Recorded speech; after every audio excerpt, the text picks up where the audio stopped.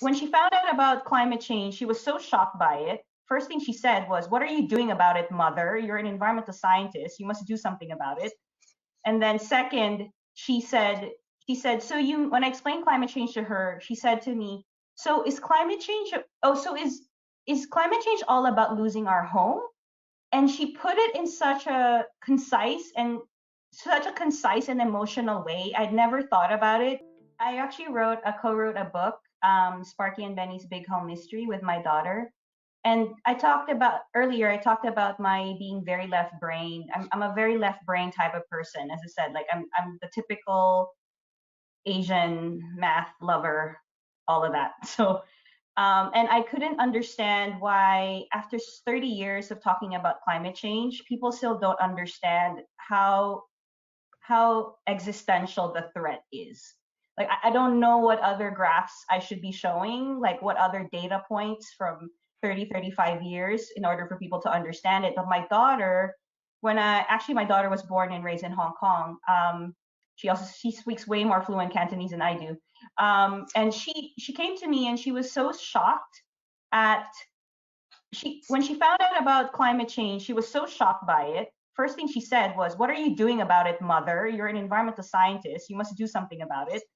And then second, she said, "So you," when I explained climate change to her, she said to me, "So is climate change, oh, so is climate change all about losing our home?" And she put it in such a concise and emotional way. I'd never thought about it. As I said, my default is always thinking data, data, data, because I'm a scientist and I'm an economist, so it's all data. And in my years of working in sustainability, I mentioned to you, Glenn, earlier as well, the thing that really challenged me the most was winning the heart, because winning the mind is so much easier. But it's really winning the heart that's so much more challenging. And we wrote a book to talk about climate change through the eye of a child, and through the story of two whales, very cute whales. They're sort of like the panda of the ocean, where hopefully it will make people's hearts melt and have an understanding of what's really at stake. I think that's really the reason I wrote the book. And also I try to answer my child's question, like, what am I doing? She was asking me, what are you doing about this? You're the expert. Why is no one listening to you? And this is also sort of my love letter to my children and my hopefully soon grandchildren. Glenn, I don't have yet grandchildren. I wanted them to know that I did everything I could. And that this book is my love letter to my children and my grandchildren. Oh, definitely, it's gonna grow. I love my job, but I often get headhunters emailing me because of my experience. I've written ESG reports. I understand. I can read ESG data, analyze it, explain it to a senior leader or an S&P, because I have to fill in so many questionnaires. So that experience has been so invaluable. I'm actually very shocked at how in this field is. There's not enough people who understand the nuance of ESG. And I would add, I'm slightly annoyed when people say they're ESG experts, but they don't actually understand or not even set their foot on the world of ESG. So I would definitely disclaim that with, there's a lot of jobs, ESG jobs out there. However, you need to have technical skills. It is not something that you can just wing it. You really need to have, and when I hire, I really look at people having critical thinking. I do have a bit of a preference on the science side, because there's a lot of there's a lot of number crunching involved. But I'm also looking at someone who understands the systemic nature of society and environment, that there's just no silver bullet when it comes to these solutions. And I'm also looking at someone who has soft skills. I don't even know why we call them soft when they're really hard to find. But skills like how do it's almost like you're always gonna get rejected because we're trying to change the status quo. And by the way, it's Martin Luther King Day today in the United States.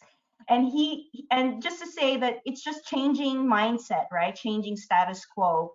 And that also requires a lot of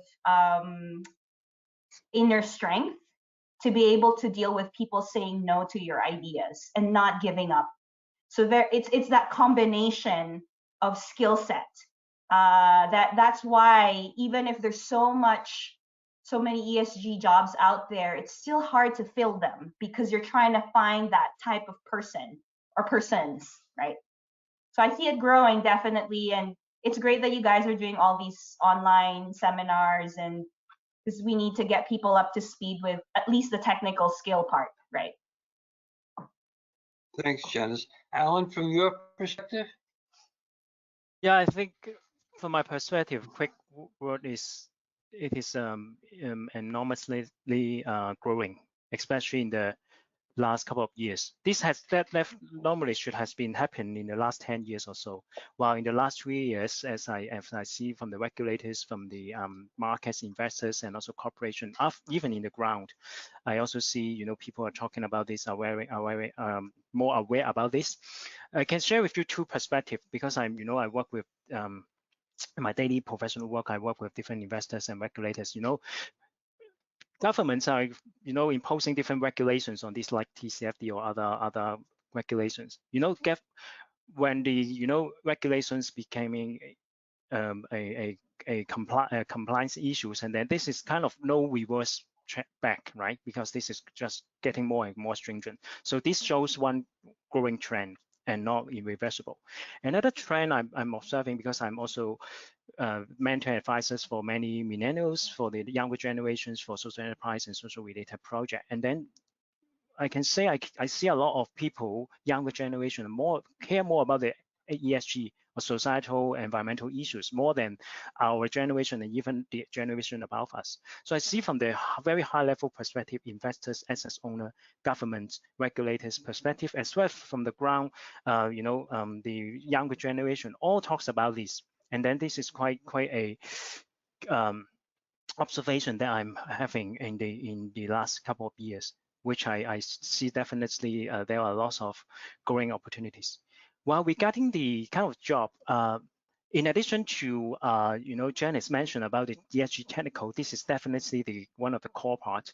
While I also see in different functions that they are also having kind of hiring different ESG exposure function. For example, HR. My company also just have a head of ESG talent acquisition, and also one of my friends who is the headhunter in a global headhunter, the partner of the global headhunter, he just moved to a ESG talent acquisition head for the headhunter.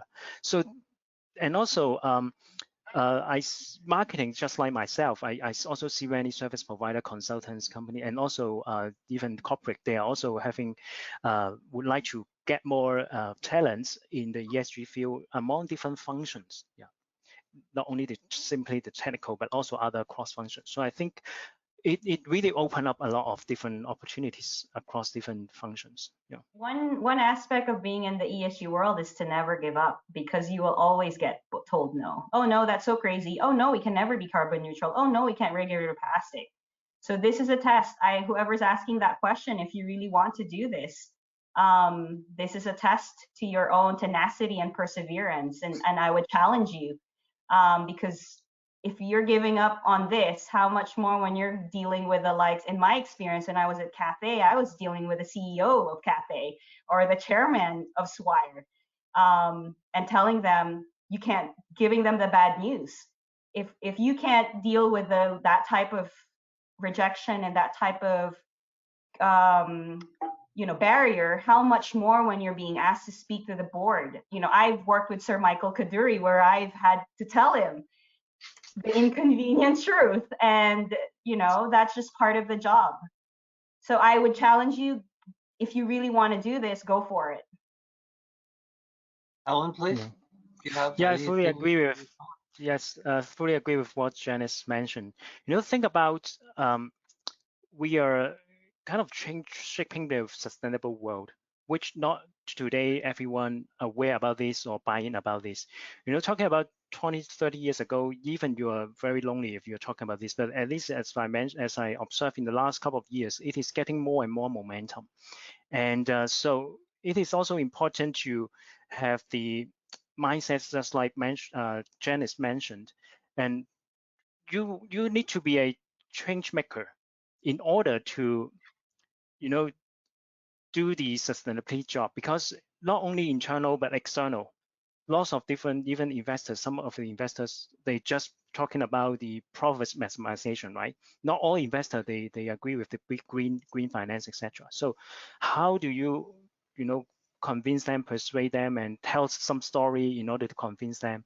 So this is important. And just like if you think about you are a change maker and make a better world, sustainable world for a mid long term, and then you will be able to do this sustainably for yourself as well.